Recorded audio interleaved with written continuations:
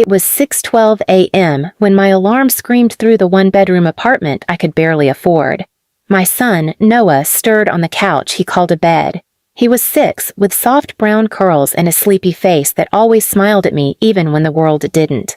I kissed his forehead, whispered, "I'll bring donuts tonight," and rushed out, a cold protein bar in hand. Double shifts at the diner weren't glamorous, but they kept the lights on. I wiped tables from sunrise to close, served coffee to people who barely looked me in the eye, then ran across town to a second job at a gas station where the manager, Tom, thought hitting on single moms was part of the training program. I stayed anyway, because every dollar mattered. Every tip was a book bag for Noah.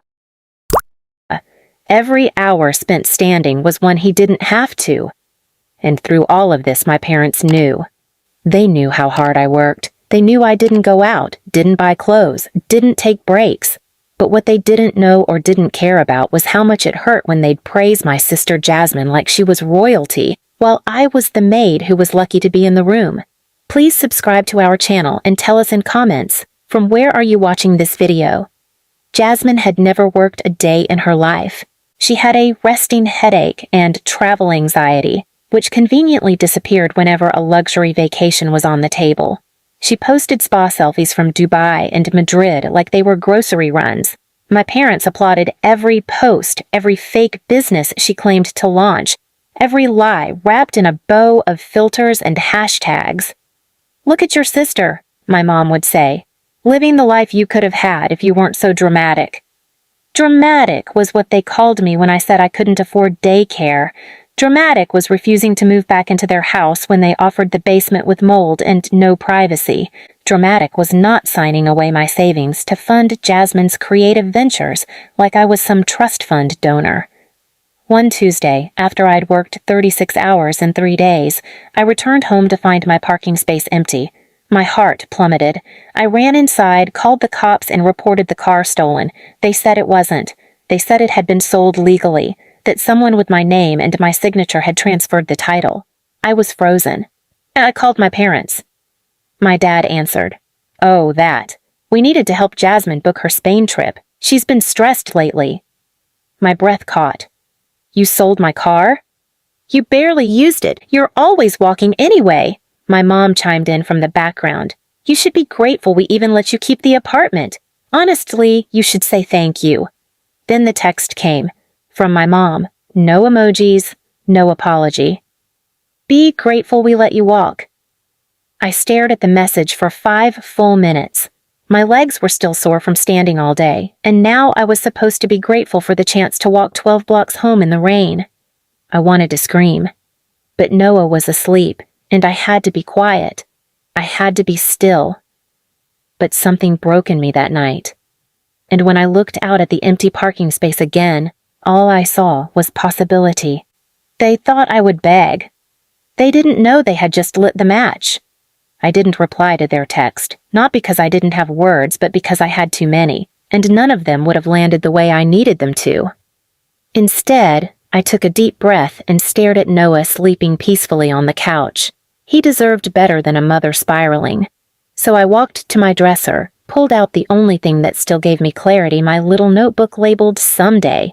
It wasn't filled with revenge plans. It was filled with numbers, calculations, job applications I never had time to finish, skills I wanted to learn, community programs, notes about childcare alternatives, scholarship deadlines. I'd written every possible route out of hell, and now I was going to pick one and run with it.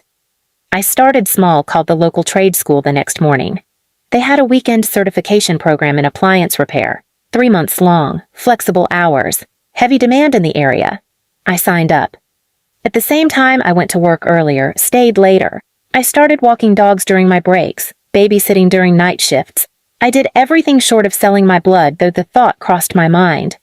What my parents never understood was that while Jasmine depended on them, I had already survived without them for years. Now I just needed to level up, quietly. 3 weeks later, I got a knock on my door. It was my landlord. "Your rent's late," he said flatly. "I just need 3 more days." No, he cut me off. "You're good. Someone already paid it." I blinked. "What?" He handed me the receipt. Paid in full. 3 months ahead. I checked the name. Cole Henderson. I hadn't heard that name in 6 years. Cole had been my high school boyfriend, the one I broke up with when I got pregnant and had no support. He'd moved away. We hadn't spoken since. I hadn't told anyone about Noah's father, not even Noah. I called the number on the receipt, hands shaking. A man answered. Leah? Cole? There was a long silence, then he exhaled. I didn't know, he said, about Noah. I had no idea. But your mom, she posted about Jasmine's trip and called you a leech in the comments. I got curious, I asked around.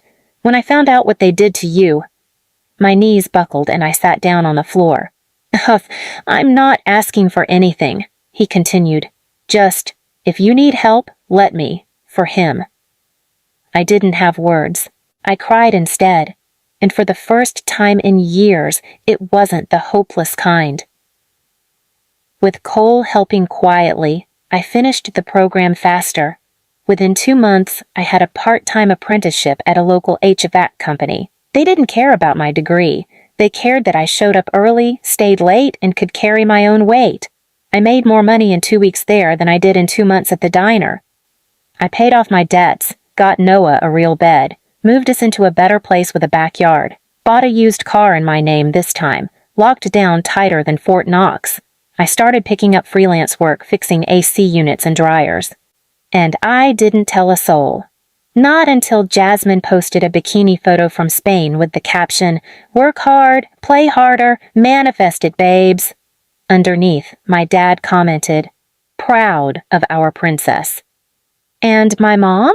She posted a picture of her toes in a hot tub with the caption, "Some people walk, others get flown first class by grateful daughters." I could have ignored it, but I didn't. Not this time. I mailed them something. Nothing fancy, no lawyer letters, no threats. Just a single photo of Noah standing next to our new car, grinning, holding a wrench, wearing a tiny repairman's jumpsuit. And a note. "He doesn't need first class. He's building his own runway." I knew what was coming, the calls, the rage, the guilt-tripping. But I wasn't afraid, because I still had one last thing to show them. And it would make them crawl. The voicemails came in waves. First from Mom. "You think that little photo stunt was cute? No one's impressed, Leah. You're still nothing without us." Then Dad. "You're lucky we didn't throw you and your brat out years ago. Ungrateful kids don't go far." And finally, Jasmine snickering in the background of a drunk group call. "Aw, did you buy him a costume? Let me know when he builds a jet engine, Supermom." I didn't respond. I didn't need to. Because something better was already in motion. The new landlord of their building, a young couple I'd met through one of my appliance repair gigs, had just hired me to renovate all their units. I got the job through sheer work ethic. But when they found out my last name, the woman squinted. "Wait, your parents are Steve and Marlene?" she said. I hesitated. "They're problematic tenants," she muttered. "Behind on repairs, always demanding rent extensions. Real entitled." I said nothing, just fixed their dishwasher, then the heater, then the busted AC, all while keeping my mouth shut. Until one day the woman walked in on me mid-repair and whispered, "You know they badmouthed you at our last tenant meeting? Called you a gold-digging single mom who never amounted to anything." That's when I smiled and gave her my plan. See, my parents didn't know I was behind half the fixes in the building, that I'd earned the trust of the new landlords, that I now had access to their unit's work logs, complaints, and, most importantly, the photos of exactly what they'd been neglecting: mold, rot, and unauthorized construction. I presented it all calmly, professionally in a packet labeled Unit 3B Risk Report. And just like that, they received a formal 30-day notice for non-compliance and tenant hostility. They showed up at my door a week later, fuming. "You did this," my mom hissed. "You think you're better than us because you fixed a few pipes?" "No," I said. "I'm better because I built my own floor while you were too busy worshiping your daughter's passport stamps." Dad stepped forward. "We raised you." "No," I corrected. "You raised Jasmine. You used me. Mom crossed her arms. This isn't over. But it was. For them. Because what they didn't know. I'd bought the next-door unit. And when I walked them out on the 29th day, Jasmine rolling her luggage while crying into her broken phone, I stood in the hallway with the new keys in my hand and said, "Be grateful I let you walk." They froze. Mom blinked. What? I turned the keys in my hand slowly. You said I should be grateful you let me walk when you sold my car, I said. Funny how life works. Jasmine's voice cracked. Where are we supposed to go? I don't know, I said. Spain? The elevator dinged, the doors slid open.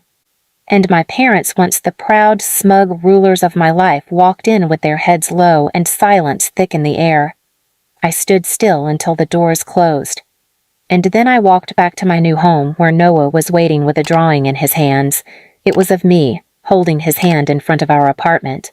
Above us in crayon he had written, "Me and my mom, we walk together."